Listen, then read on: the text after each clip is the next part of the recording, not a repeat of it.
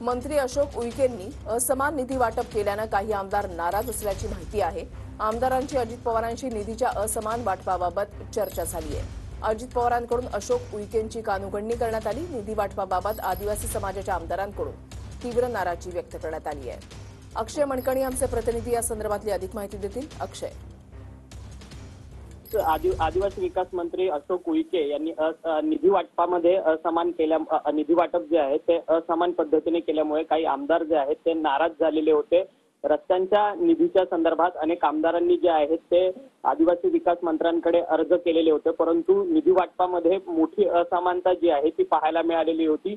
ज्या आमदारांनी 50 लाखांच्या कामांसाठी अर्ज केलेला होता त्या कामांमध्ये फक्त 10,000 5,000 रुपये निधी जो आहे तो आदिवासी खात्याकडनं मिळालेला होता। ह्या सगळ्या संदर्भातची तक्रार जी आहे ती आमदारांनी उपमुख्यमंत्री अजित पवार यांच्याकडे केलेली होती आणि त्यानंतर अजित पवारांनी आदिवासी विकास मंत्री अशोक उईके यांच्याशी या सगळ्या संदर्भात चर्चा करत निधी वाटपामध्ये समसमान पद्धतीने निधी वाटप करा असे आदेश दिले आणि त्यांची कान उघडणी केली। धन्यवाद अक्षय दिलेल्या सविस्तर माहितीसाठी।